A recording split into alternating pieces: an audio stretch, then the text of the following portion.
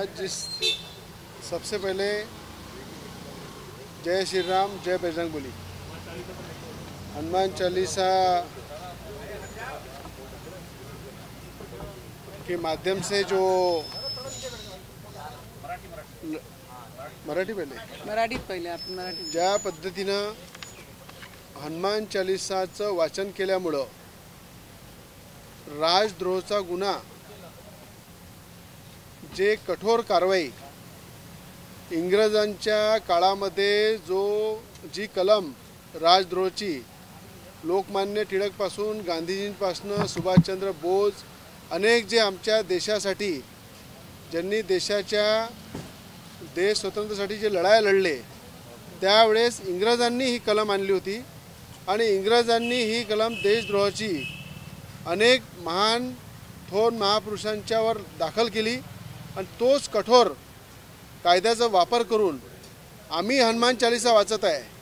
हनुमान चालीसा म्हणजे बजरंगबलीच्या माध्यमातून अनेक संकट हनुमान चालीसा वाचन केल्यानंतर मुक्त झालं पाहिजे या उद्देशाने आपण नेहमी आपल्या हिंदू संस्कृतीप्रमाणे आपल्यावर आलेले संकट साडेसाती आणि ज्या पद्धतीनं महाराष्ट्रामध्ये अत्यंत शेतकरी शेतमजूर सर्वसामान्य जनता बेरोजगारी लोड शेडिंग मोठ्या प्रमाणात जी परिस्थिती महाराष्ट्रामध्ये वाढलेली आहे परिस्थितीमध्ये हाहाकार मचलेला आहे आणि उद्धव ठाकरे जेव्हापासून मुख्यमंत्री झाले महाराष्ट्राची पूर्ण दशा झाली आहे दुर्दशा झाली आहे। अशा परिस्थितीमध्ये हनुमान चालीसाचं वाचन करून त्यातून मुक्तता मिळाली पाहिजे या उद्देशाने आम्ही पाऊल उचललं होतं आणि त्याच्यावर आम्हाला देशद्रोहाचा गुन्हा आमच्यावर दाखल झाला।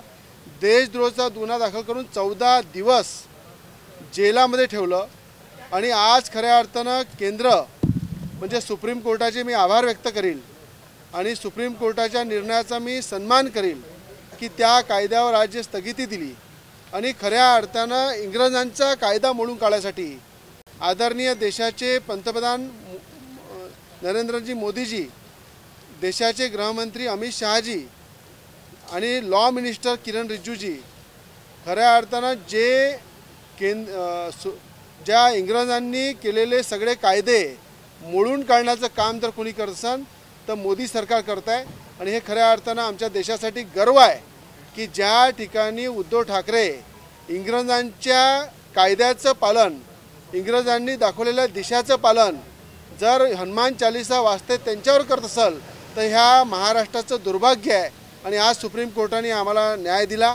सुप्रीम कोर्टाने या देशामध्ये एक चांगला दिलासा दिला त्याबद्दल सुप्रीम कोर्टाचा आदर करतो आणि मोदी सरकारचं सुद्धा मनापासून धन्यवाद मानतो की इंग्रजांच्या काळामध्ये लागलेला कायदा त्यावर खऱ्या अर्थानं स्थगिती देऊन एक मोठा न्याय आमच्यासारख्या एक देशाच्या देशभक्ती आणि हनुमान चालीसा बजरंगबलीचं नाव रामाचं नाव जर महाराष्ट्रामध्ये आम्ही घेत आहे त्यावर उद्धव ठाकरे जर देशद्रोहाचा गुन्हा दाखल करताय या संदर्भात आम्ही ओम बिर्लाजी यांना सुद्धा भेटलेलो आहे आणि आताच 23 तारखेला खासदार नवनीत राणा यांचा त्या ठिकाणी बयान आहे तोंडी बयान आहे लेखी बयान आहे आणि त्यानंतर ज्या अधिकारी जो संजय पांडे मुंबई कमिशनर आहे त्या कमिशनरनी मुख्यमंत्र्यांना खुश करण्यासाठी आणि मुख्यमंत्री उद्धव ठाकरे यांनी सुद्धा त्या कमिशनरला काहीतरी मोठ्या प्रमाणे प्रलोभन दिलं की भविष्यामध्ये त्याची कशा प्रकारे उन्नती होणार आहे कशा प्रकारे त्याला कुठल्या तरी पदाची लालूच दिली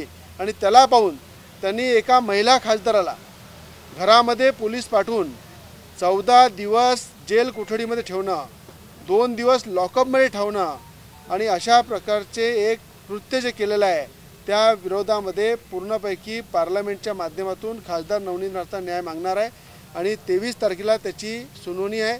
त्या संदर्भात संपूर्ण आपलं मत नवनीत राणा त्या ठिकाणी मांडतील आणि त्याचप्रमाणे आज महानगरपालिका मुंबई त्याच्या माध्यमातून ज्या नोटीस आमच्या फ्लॅटसाठी दिलेली आहे आणि त्या नोटीसच्या माध्यमातून खऱ्या अर्थानं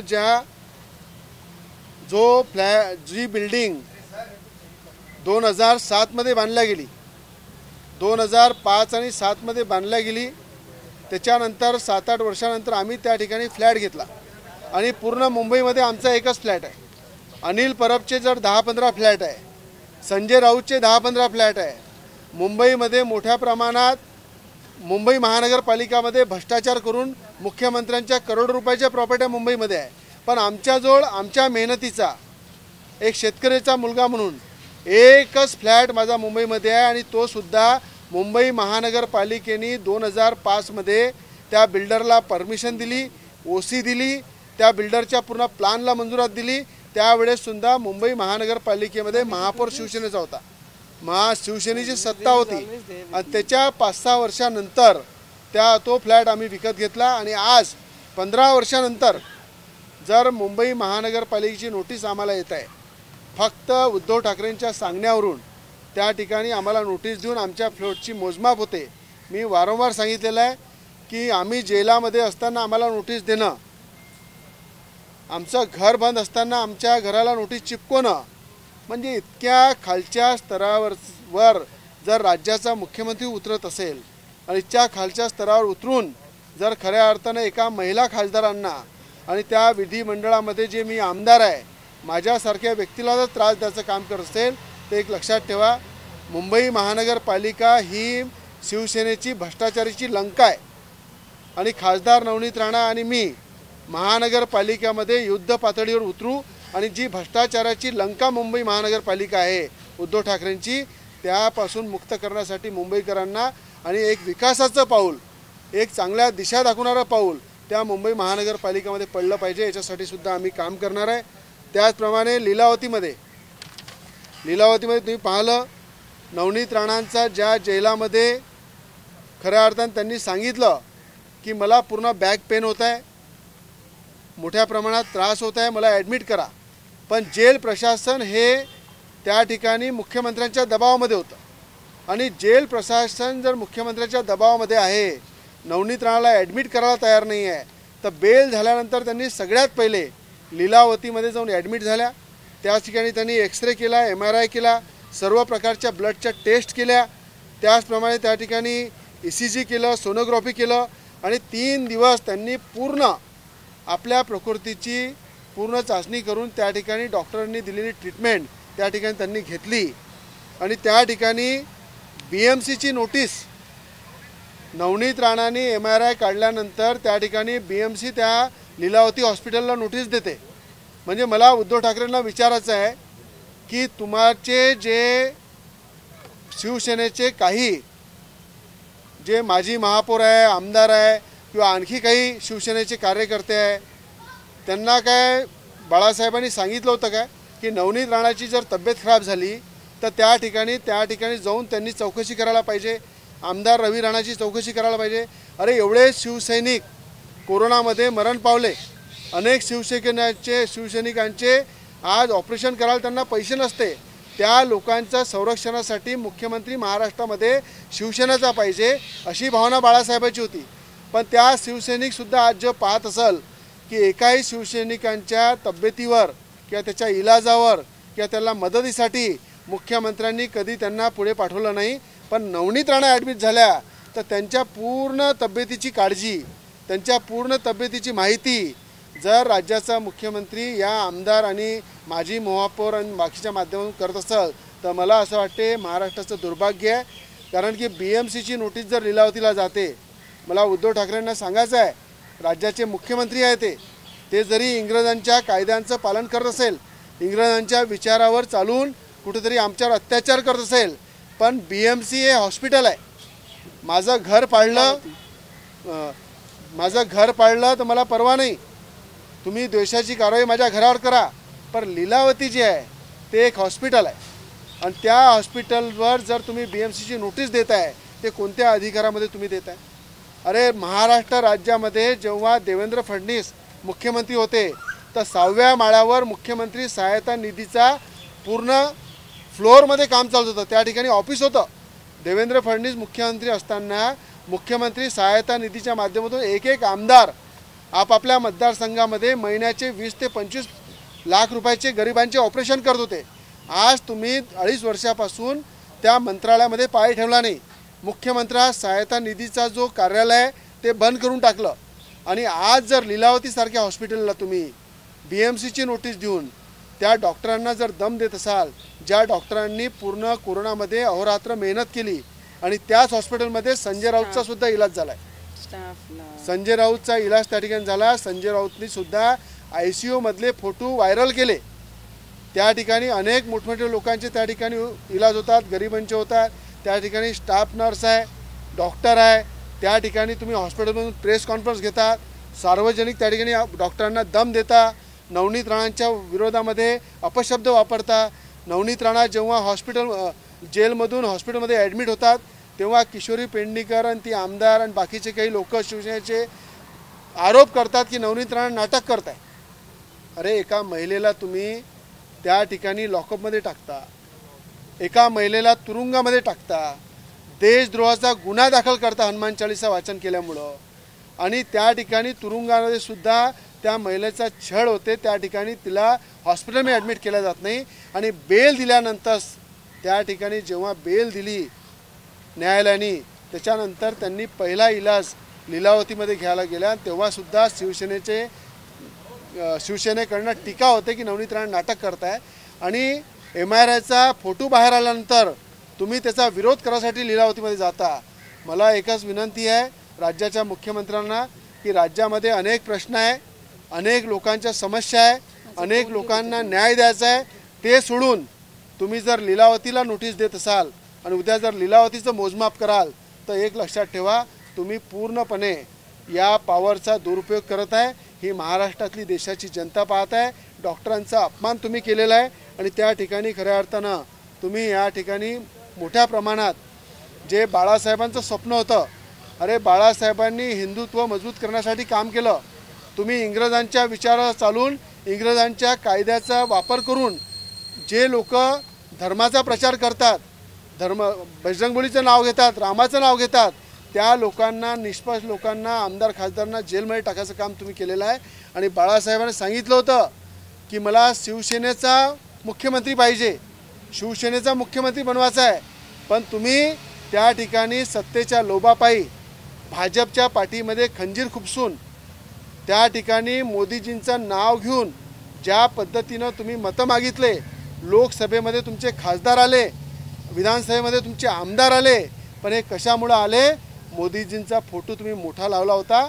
मोदीजींचं नाव घेऊन त्या ठिकाणी तुम्ही मतं जमा केले. आणि जेव्हा सत्ता करायची वेळ आली होती, देवेंद्र फडणवीसांना मुख्यमंत्री बनवायची वेळ आली होती, त्या दिवशी भाजपच्या सरकार बनणार होती भाजप शिवसेनेची, तेव्हा तुम्ही भाजपला खंजीर खुपसून धोका देऊन त्या ठिकाणी तुम्ही पळ काढून ज्या प्रकारे आघाडी बनवून स्वतः मुख्यमंत्री झाले, तेव्हाच खऱ्या अर्थानं तुम्ही बाळासाहेबांच्या विचाराची हत्या केली आहे. बाळासाहेबांच्या विचाराची जर हत्या तुम्ही केली तर महाविकास आघाडीमध्ये सरकारमध्ये मुख्यमंत्री बनवून त्या ठिकाणी संपूर्ण शिवसैनिकांना तुम्ही पोरकं केलेलं आहे. म्हणून या ठिकाणी 14 तारखेला तुम्ही जी सभा घेणार आहे, नेहमी मुख्यमंत्री एकच म्हणते, जेव्हा उद्धव ठाकरे सभा घेतात, आम्ही मर्द आहे, आम्ही मर्दासारखं काम करतो. अरे बाळासाहेब जेव्हा वरतून पाहत असाल की ज्या मुख्यमंत्री उद्धव ठाकरे ज्या खुर्चीवर बसलेले आहे, एका मागासवर्गीय महिला खासदाराला ज्या मुख्यमंत्र्यांनी देशद्रोहाचा गुन्हा लावून जेलामध्ये टाकलं, ही उद्धव ठाकरेंची मर्दांगी नाही आहे. त्यांनी मर्दांगी म्हणायच्या आधी नामर्दांगीसारखं काम केलेलं आहे. एका महिलेला जेलामध्ये टाकून उद्धव ठाकरेंनी नामर्दांगीसारखं काम केलं आहे. बाळासाहेब सुद्धा वरतून पाहत असतील तर दुःखी होत असेल की कोणाच्या हातात ती सत्ता गेली आणि कोणाच्या हातात शिवसेनेचा कारभार गेला, हे त्यांना सुद्धा दुःख होत असेल. म्हणून 14 तारखेला त्यांची सभा जी आहे, त्यांना महाराष्ट्राच्या जनतेसाठी, शेतकऱ्यासाठी, शेतमजूर, सर्वसामान्य जनतेसाठी जे प्रश्न महाराष्ट्रामध्ये आहे, त्या महाराष्ट्राला प्रश्नाला वाचा फोडासाठी आम्ही 14 तारखेला हे प्राचीन मंदिर जे आहे, हनुमान मंदिर आहे आपल्या दिल्लीमध्ये, त्या ठिकाणी आम्ही शनिवारी 9 वाजता आरती करणार आहे. आणि त्या ठिकाणी कोण गदाधारी आहे आणि हनुमान चालिसाचं वाचन करून त्यासाठी हनुमानजीच्या संकटमोचन महाराष्ट्रात संकटमुक्त झालं पाहिजे आणि महाराष्ट्राच्या मुख्यमंत्र्याला कुठेतरी सद्बुद्धी मिळाली पाहिजे, यासाठी आम्ही 14 तारखेला 9 वाजता हनुमान चालिसाचं वाचन आणि हनुमानजीची महाआरती, रामाची महाआरती दिल्लीमध्ये आम्ही करणार आहे सगळ्या भक्तांच्या उपस्थितीत. आणि त्या ठिकाणी मला असं वाटते की महाराष्ट्राच्या सुख शांतीसाठी आज खऱ्या अर्थानं हनुमान चालिसा महाराष्ट्रामध्ये आणि हनुमानजीचं नाव घेण्याची गरज पडली आहे आणि त्याचा विरोध राज्याचे मुख्यमंत्री उद्धव ठाकरे करताय। हे महाराष्ट्राचं दुर्भाग्य आहे। हिंदी में बोलिए। 14 तारीख को सर क्या हिंदी में बोलिए महाआरती हनुमान पूरा क्या मैम बोल देंगे मैम बोल दीजिए।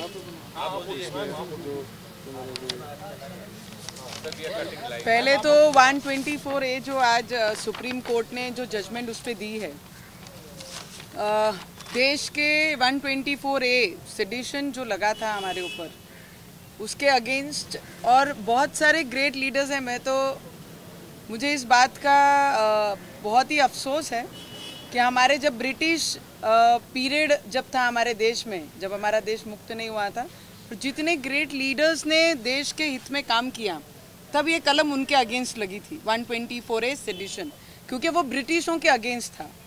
और अपने देश में जब फ्रीडम होने के बाद भी आज एक लोक प्रतिनिधि हो या आम जनता हो या आम पब्लिक, कोई भी हो इस देश में रहने वाला, अगर वो अपने धर्म का प्रचार प्रसार करता है, तो आज महाराष्ट्र में ये परिस्थिति निर्माण हुई है कि उनके ऊपर देशद्रोह 124A सेडिशन जैसा कलम लगता है।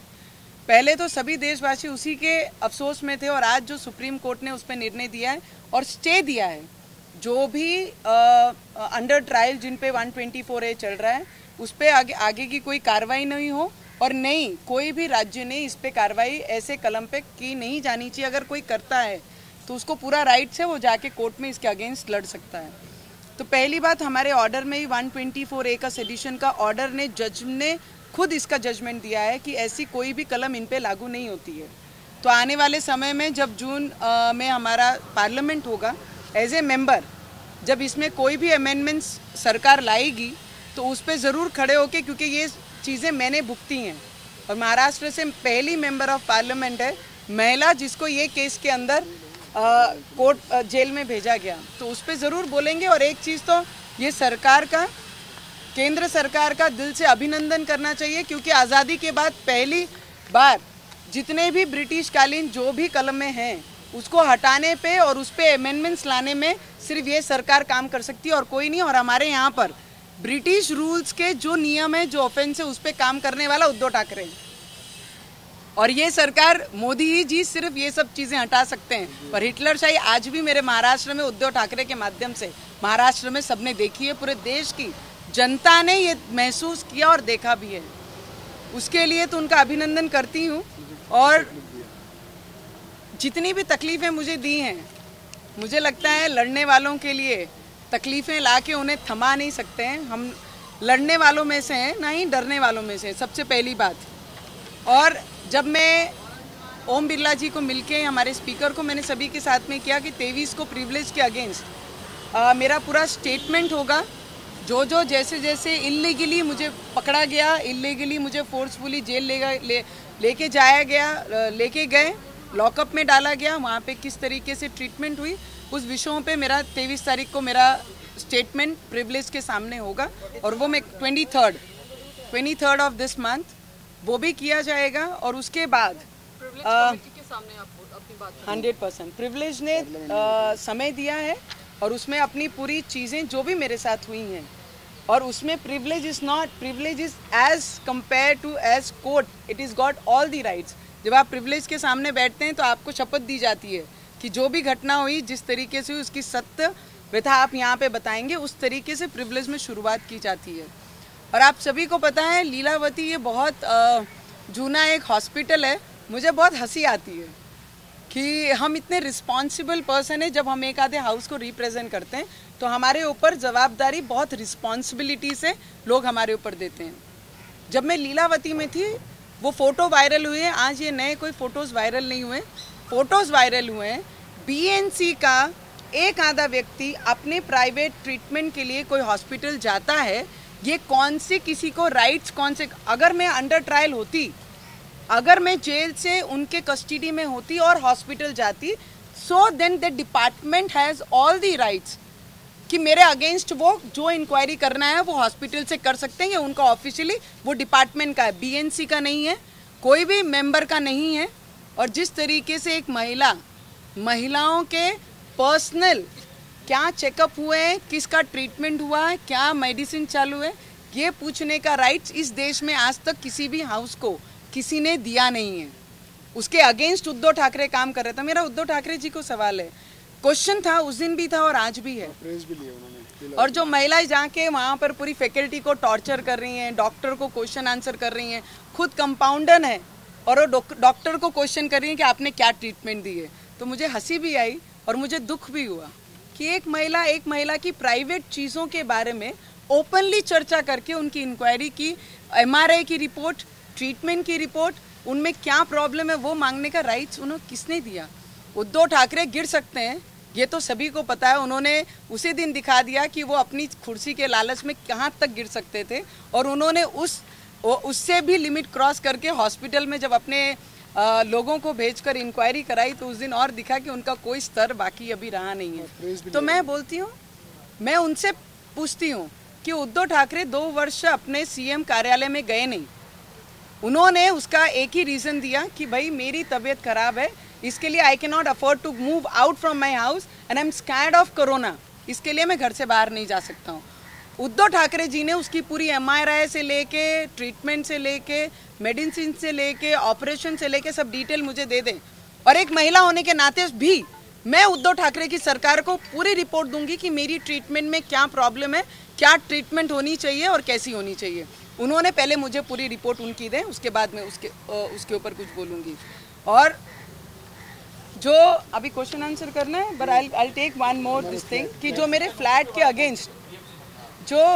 के अगेंस्ट मुझे नोटिस दी है आज, ये मुझे लगता है वो फ्लैट में मुझे रहते हुए 7 वर्ष हो रहे हैं, 6 से 7 वर्ष हुए हैं।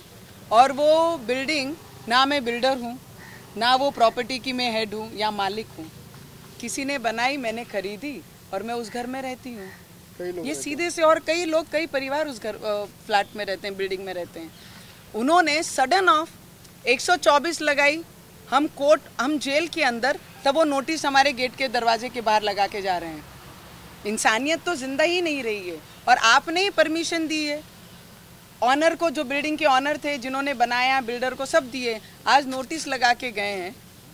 मुझे ये उनसे एक प्रश्न पूछना है कि आप गिरोगे भी तो कितना गिरोगे?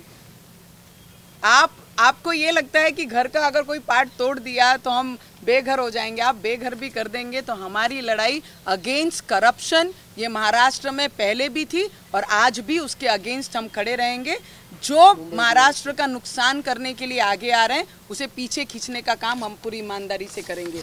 और जो नोटिस दिए हैं लीगली हम उसका उत्तर जरूर देंगे। हम लीगल पे विश्वास करते हैं और लीगली हम आगे जाएंगे।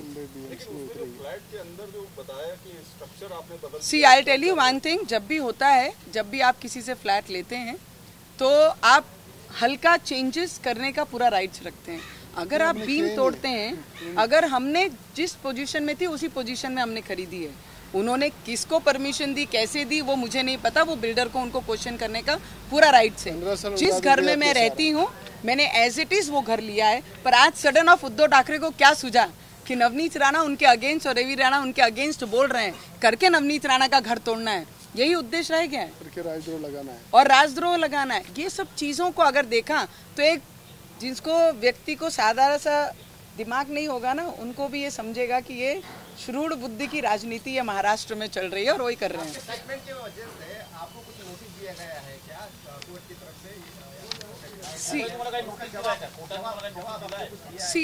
मैं आपको एक चीज़ बताना चाहूँगी, कोर्ट का मैंने हमेशा आदर किया है, रवि जी ने भी आदर किया और देश में रहने वाला हर एक व्यक्ति कोर्ट के आदेशों का पालन करता है। और मैं बहुत ज़्यादा रिस्पॉन्सिबिलिटी से ये शब्द बोलती हूँ। कोर्ट ने मुझे जब भी कहा कि you can not talk on particular some subject, आप ये सब्जेक्ट पे बात नहीं करेंगे, हमने वो सब्जेक्ट को हाथ भी नहीं लगाया। और मेरे साथ जो हुआ, आज BMC का इशू है, मेरे घर गिराने के लिए अगर कोई आके लेटर लगाता है, BMC चिपकाती है, तो उस पर बोलने का अधिकार मुझे मेरे संविधान ने दिया है। फ्रीडम ऑफ स्पीच कहाँ पर है? अगर मेरे साथ जो हो रहा है, मेरे घर गिराने के लिए अगर कोई पोस्टर लगा रहा है तो उस पर मैं बात करूँगी। हॉस्पिटल में मेरी प्राइवेट हेल्थ चेकअप के बारे में अगर कोई इंक्वायरी करने जाता है जिसको मैंने राइट्स नहीं दिए हैं, अगर वो जाके पूछेगा, उस पर बोलने का अधिकार मुझे मेरे संविधान ने दिया है और उसका पालन मैं करूंगी और कोर्ट का पालन मैं पूरी रिस्पेक्ट से करती हूँ। शनिवार को जो सभा है हनुमान चालीसा पढ़ेंगे 14 तारीख को सभा है। मुझे लगता है कि 14 तारीख को महाराष्ट्र में जो अपनी विचारधारा छोड़कर दूसरे मार्ग पे हैं उनकी कोई सभा है महाराष्ट्र में, और उसी दिन ये संकट से महाराष्ट्र को बचाया जाए इसके लिए संकट मोचन की आरती सुबह 9 बजे हम दिल्ली में एक मंदिर में संकट मोचन के जाकर आरती करने वाले हैं कि ये संकट जल्द से जल्द हमारे महाराष्ट्र से दूर हो।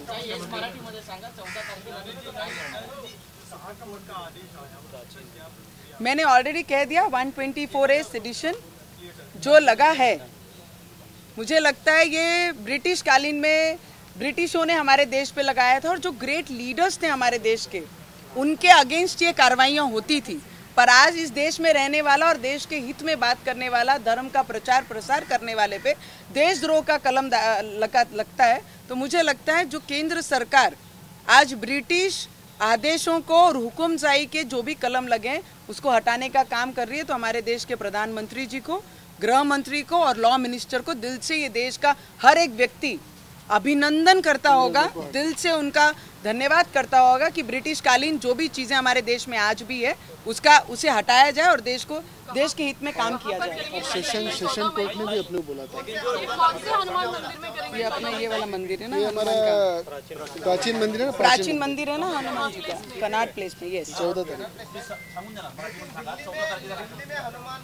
बोलो जिस दिन सभा है उसी दिन हम वहाँ पे हनुमान चालीसा पढ़ेंगे। ज्या दिवशी महाराष्ट्रामध्ये ज्यांनी आपली विचारधारा सोडलेली आहे असे उद्धव ठाकरेजीची सभा महाराष्ट्रामध्ये ते घेणार आहे, त्याच दिवशी आम्ही दिल्लीमध्ये उपस्थित आहोत आणि सकाळी 9 वाजता 14 तारखेला आम्ही संकट मोचनच्या मंदिरात जाऊन आरती करणार आहे की हा संकट जे महाराष्ट्रावर आलेला आहे तो दूर झाला पाहिजे, त्याच्यासाठी आम्ही आरती 14 तारखेला कनाट प्लेसला 14 तारखेला 9 वाजता सकाळी आम्ही ती आरती करणार। मराठीमध्ये उत्तर आहे, तुम्ही कोर्टानं तुम्हाला एक नोटीस बजावलेली आहे की तुमचा जामीन रद्द का करण्यात येऊ नये, कारण तुम्ही मी आपल्याला सांगते आज जे 124A सेडिशन मध्ये जे सुप्रीम कोर्टने आदेश दिले, ज्यांच्यावर हे केस लागले आहे ते सेशनमध्ये जाऊन खालचे कोर्टामध्ये जाऊन आपली मागणी करू शकतात आणि ज्यांना हे लावण्याचा विचार करत आहे त्यांनी कोणत्याही राज्याने याच्यावर काही करू नये आणि ज्यांच्यावर लागलेली आहे त्याच्यावर याच्यावर कोणतीही कारवाई जूनपर्यंत होणार नाही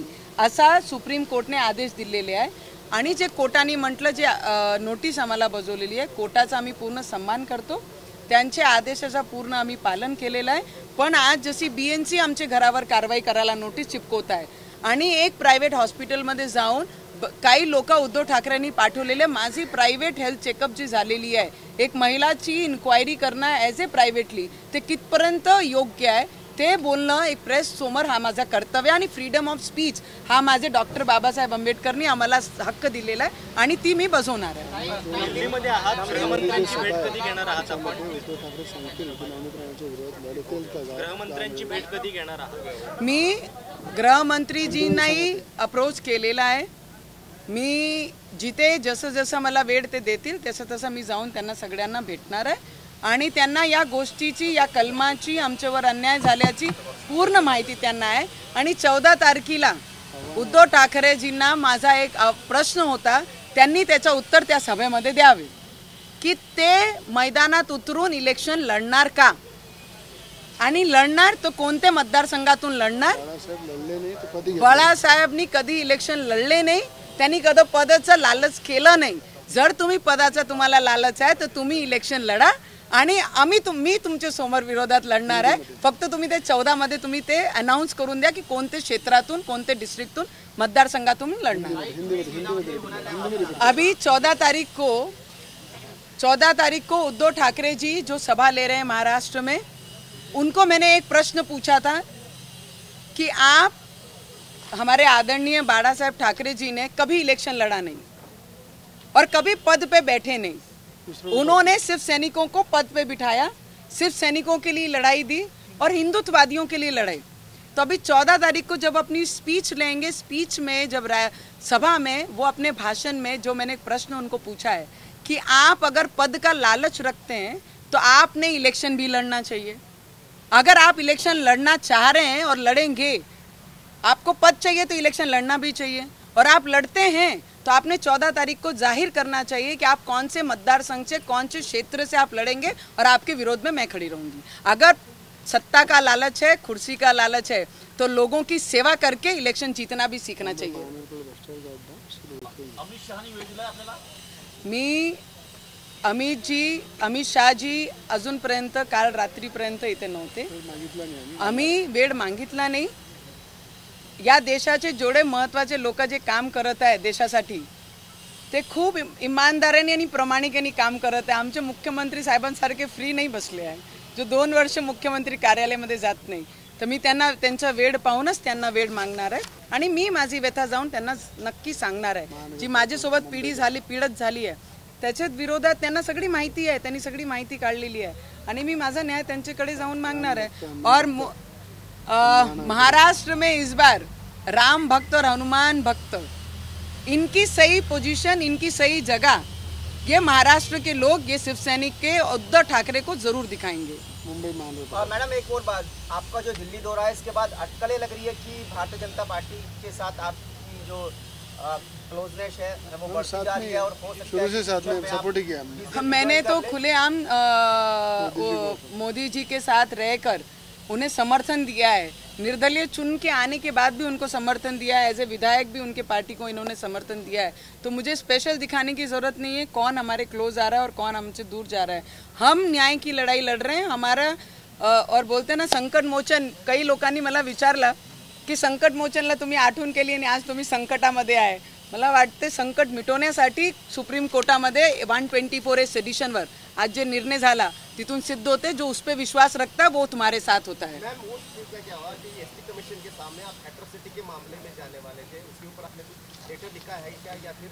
और रामदास आठवले ने आपकी मुलाकात भी की है? रामदास आठवले जी आए, उनका दिल से मैं धन्यवाद करती हूँ। बहुत सारे MP भी मिलने मुझे यहाँ पर आए, जिनको लगा ये अन्याय हुआ है वो सभी अप्रोच कर रहे हैं, कई फ़ोन पे बात कर रहे हैं, कई आके जिनसे पॉसिबल हुआ वो दिल्ली आके मुझसे मिल रहे हैं। देवेंद्र फडणवीस साहब हॉस्पिटल आके, उनकी तबीयत खराब रहने के बाद भी वो हॉस्पिटल आके मुलाकात लेते हैं। नारायण साहब ने तो खुद ओपनली प्रेस कॉन्फ्रेंस लेके सपोर्ट और हमारे साथ खड़े हैं वो जाहिर किया है। तो मुझे लगता है कि जितने भी लोग हैं जो भगवान में विश्वास रखते हैं वो सब हमारे साथ हैं। कुछ भारतीय जनता पार्टी से बात हुई है, कभी आपका ज्वाइन करने के लिए कुछ आगे बात बढ़ी है? क्योंकि जिस तरह से लोग आपसे मिलने आ रहे हैं तो ज्वाइन भी कर सकती हैं जल्दी ही। मेरा मुद्दा संकट मोचन जी को लेके है। संकट मोचन को याद किया करके सेडिशन लगा। आप कौन से ट्रैक पे जा रहे हैं? जब ऐसा कुछ होगा देश के प्रधानमंत्री के साथ है, बताऊंगी मैं। उनको पूरा सपोर्ट है हमारा, और देश के लिए और जो देश के प्रधानमंत्री काम कर रहे हैं उनके साथ हम हमेशा। और महाराष्ट्र में बताना चाहता हूँ कि बाला साहब ठाकरे ने शिवसेना स्थापन की थी और उद्धव ठाकरे जी ने सुलेमान सेना बना दिया उसको। यानी जिस तरह से बाला साहब ठाकरे जी ने हिंदुत्व के लिए, हिंदुत्व को मजबूत करने के लिए जो शिवसेना स्थापन की थी, उद्धव ठाकरे जी ने ये महाविकास आघाड़ी के विचारों पे अंग्रेजों के कायदों का पालन करके सुलेमान सेना बनाने का काम किया है। और उसी सरकार के अंदर उद्धव ठाकरे जी के साथ एक शकुनी मामा है, जो शकुनी मामा सही मायने में उद्धव ठाकरे जी को पूरा ले डूबने वाला है। और इसके लिए मुझे डूबने वाला है, डूबने की चल रहा है। और मुझे लगता है कि जो स्थिति आज राज्यसभा शिवसेना की महाराष्ट्र में है, आने वाले परिस्थिति में शिवसेना के टिकट मांगने के लिए भी लोग नहीं मिलेंगे, ऐसी परिस्थिति शिवसेना की होगी।